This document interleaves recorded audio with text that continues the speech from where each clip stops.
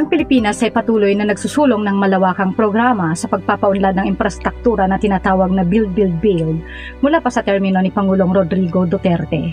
Layunin ng inisyatibang ito na palakasin ang ekonomiya ng bansa. Kahit nagtapos ng termino ng nakarang administrasyon, itinuloy pa rin ng Pangulong Bongbong Marcos ang proyektong ito na tinawag na Build Better More.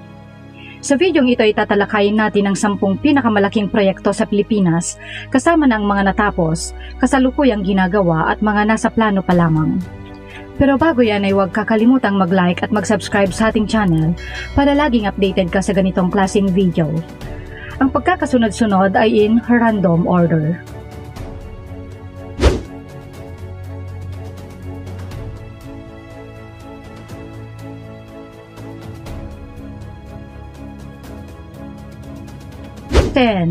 Bataan Cavite Interlink Bridge.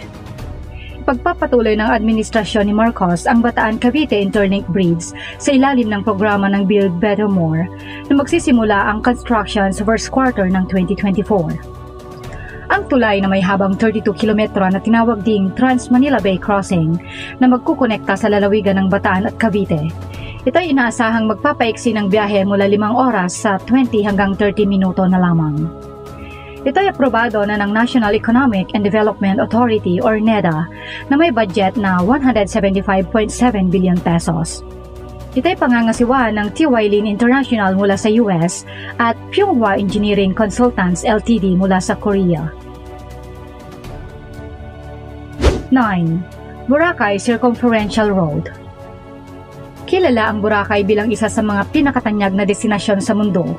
Ang pagpapabuti sa kanyang infrastruktura ay malaking hakbang tungo sa pagpapataas ng antas ng isla at upang mapanatiling pangunahing destinasyon.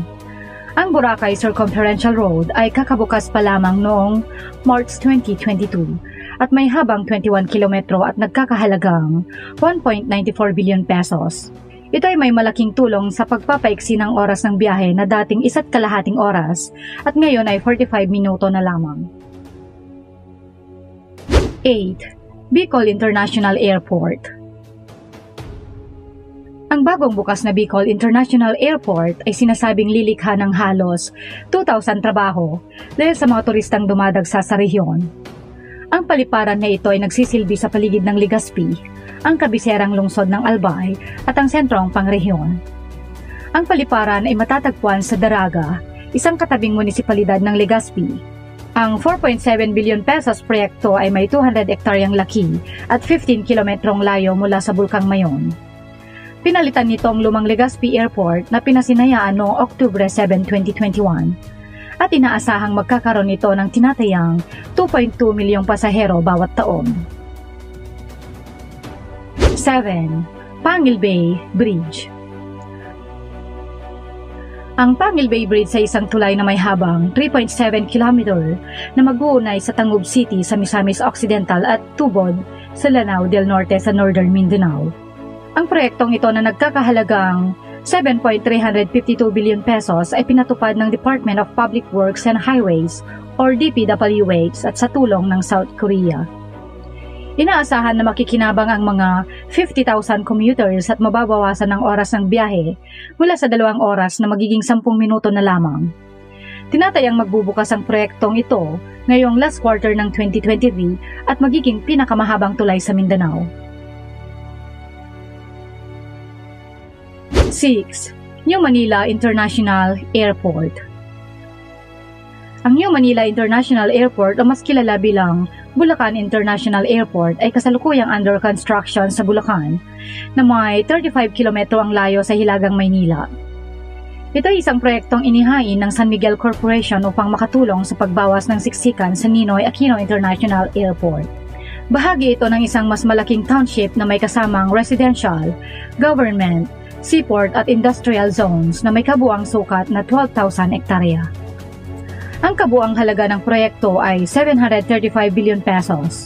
Ang unang yugto ng construction ay nagsimula noong ika-18 ng Marso 2022 at inaasahang matatapos sa taong 2026. 5. NLEX SLEX Connector. Ang NLEX SLEX Connector ay isang elevated tollway na nagkakahalaga ng 23.3 billion pesos. Ito'y nag-uugnay sa North Luzon Expressway or NLEX at South Luzon Expressway or SLEX at Skyway Stage 3. Ang 8 kilometrong kalsada ay magiging operational sa unang quarter ng 2023. Ang Phase 1 mula sa City Road sa 5th Avenue hanggang Espanya Boulevard ay 90% nang tapos, habang ang Phase 2 mula Espanya hanggang PUP Santa Mesa ay nasa 22% pa lamang.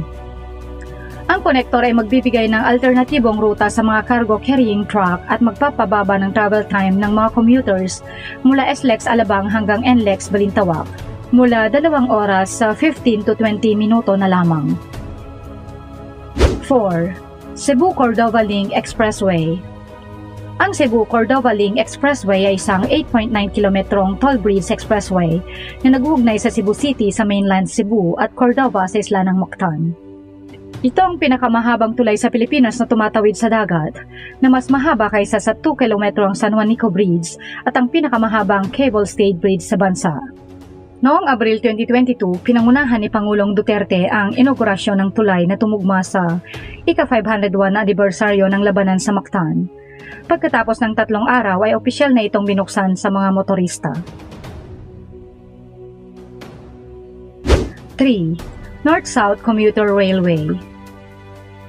Ang North-South Commuter Railway o mas kilala bilang Clark-Calamba Railway ay ang new urban rail transit system na itinayo sa isla ng Luzon. Mayroon itong 147 kilometro na haba at 36 na istasyon na magbibigay ng mas mabilis at mas convenient na transportasyon para sa mga commuters na naglalakbay sa pagitan ng Metro Manila at mga kalapit na lalawigan. Kapag natapos na ito ay mapapabuti ang konektibidad sa Greater Manila area. Ang proyektong ito ay nagkakahalaga ng 873.62 billion pesos at pinupondohan sa pamamagitan ng Official Development Assistance or ODA na pautang mula sa pamahalaan ng Hapon sa tulong ng Japan International Cooperation Agency or JICA. Inaasahan na magiging operational ito sa taong 2029 at magiging pinakamalaking proyektong riles sa bansa. 2. MRT Line 7. Ang proyekto ng MRT Line 7 na kilala rin bilang Metro Rail Transit Line 7 ay kasalukuyang nasa ilalim ng construction. Ito ay 22.8 kilometrong elevated rapid transit line. Ito ay aabot sa 62.7 billion pesos na proyekto. Mayroon itong kabuang 14 stations na magsisimula sa San Jose del Monte sa Bulacan at magtatapos sa North Triangle Common Station sa Quezon City. Kapag fully operational na ito, ang 2 oras na travel time ay magiging 35 minuto na lamang. Inaasahang aabot sa 350,000 pasahero kada araw ang maseserbisyuhan ng MRT Line 7 at magtatampok ng mga air-conditioned trains na kayang maglakbay ng hanggang 70 km kada oras. As of January 2023, nasa 66% na ang natapos sa proyekto at magiging full operational sa taong 2024.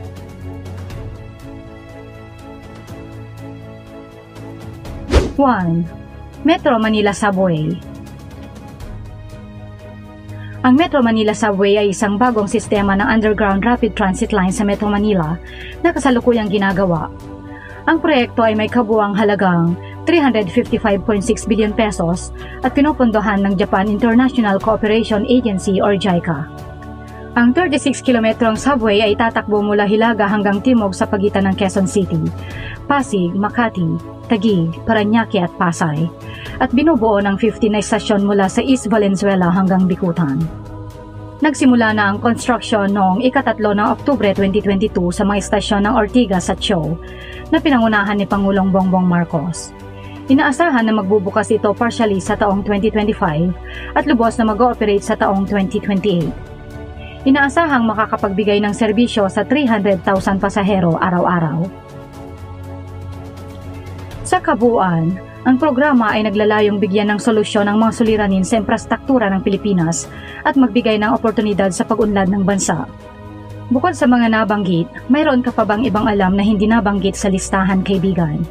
Huwag mag-atubiling ibahagi sa amin at i-comment lamang po sa ibaba. Maraming salamat po.